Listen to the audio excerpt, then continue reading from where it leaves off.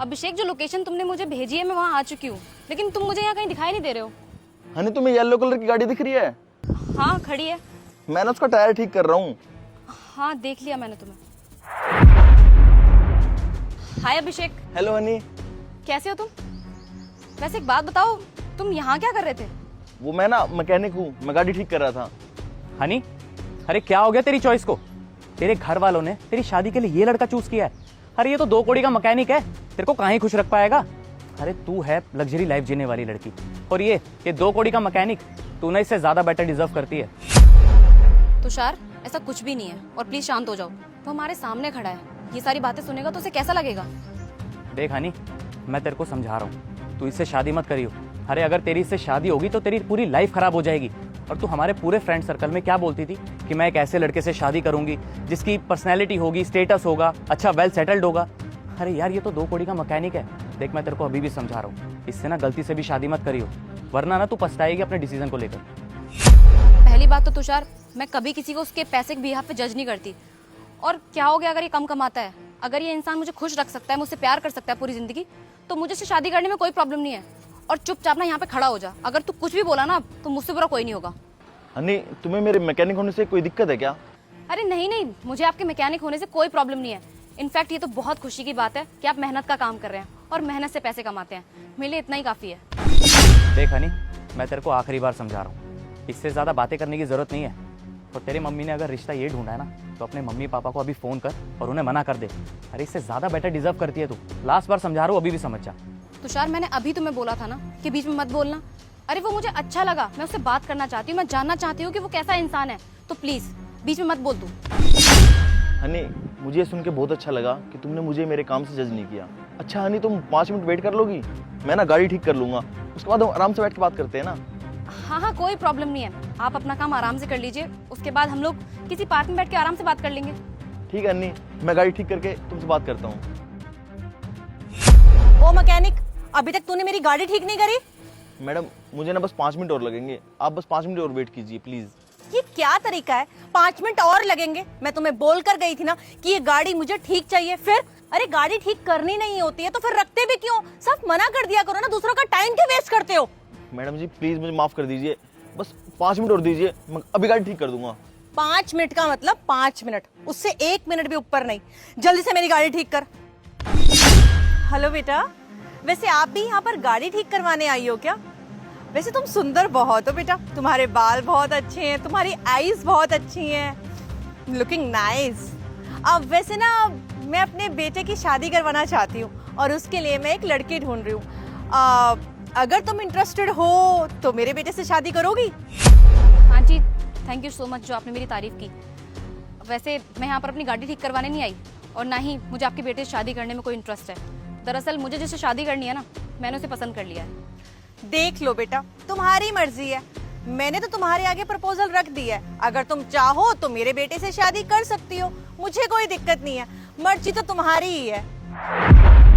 और बेटा तुम्हें पता है, मेरा बेटा ना बहुत रिच है।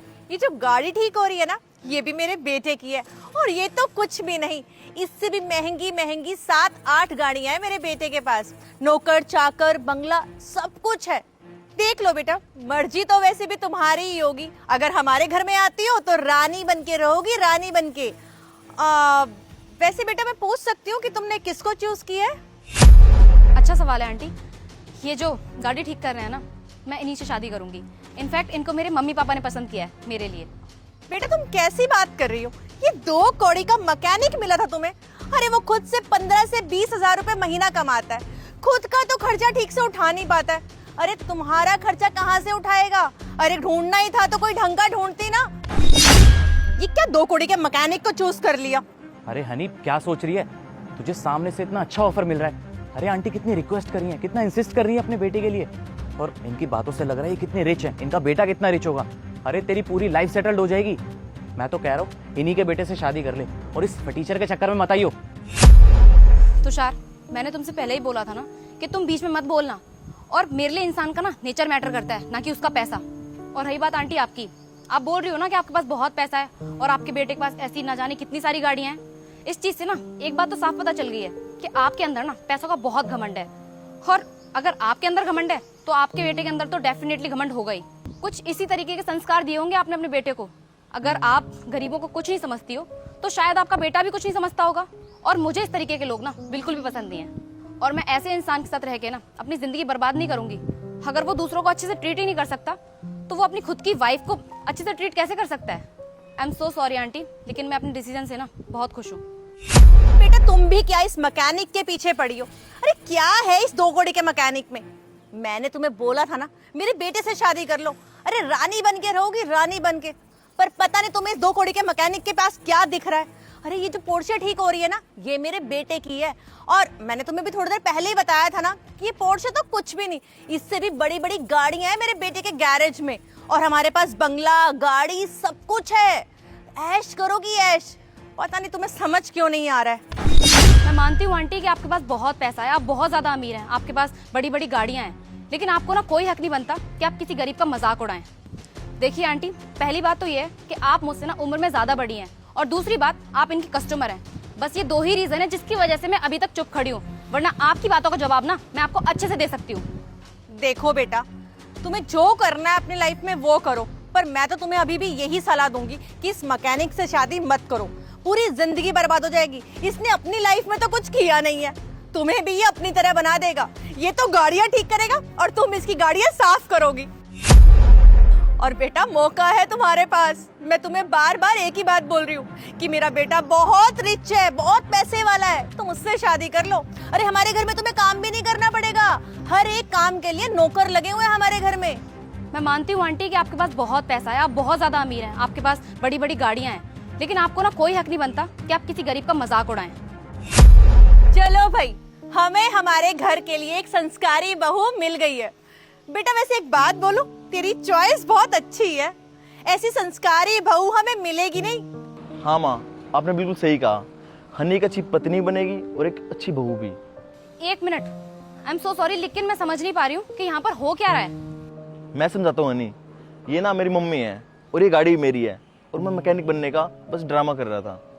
हनी मैं बस तुम्हारा टेस्ट ले रहा था, और टेस्ट इस बात का कि तुम जिस लड़के से शादी करोगी तुम उसका पैसा देखोगी, उसकी नेचर देखोगी या उसकी सीरत देखोगी। और हनी ये सारा आइडिया ना मेरी माँ का ही था, और इनका मानना ये है कि ये जैसी है ना इनको वैसी ही बहू चाहिए।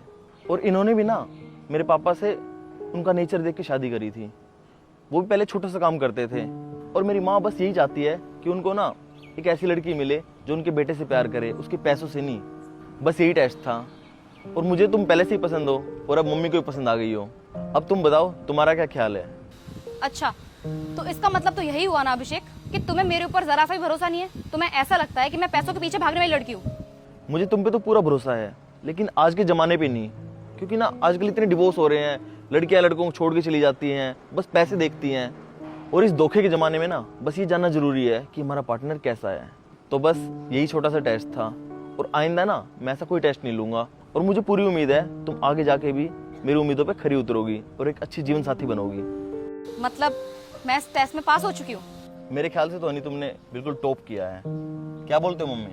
अरे हाँ बेटा, बिल्कुल सही कह रहा है तू। हमें बहुत संस्कारी बहू मिली है। ऐसी बहू तो हमें दिया लेकर ढूंढने जाए ना तो भी नहीं मिलेगी। अरे मेरे घर की बहू तो यही बनेगी भाई, मुझे कोई और नहीं चाहिए। चलो ये तो बहुत अच्छी बात है। मुझे ये जान के खुशी हुई कि जो आप लोगों ने मेरा टेस्ट लिया मैं उसमें पास हो गई। ठीक है अन्नी, मैं ना अपना हुलिया ठीक कर लेता हूँ, फिर हम किसी अच्छे रेस्टोरेंट में जाके बैठ के आगे की बातें करते हैं।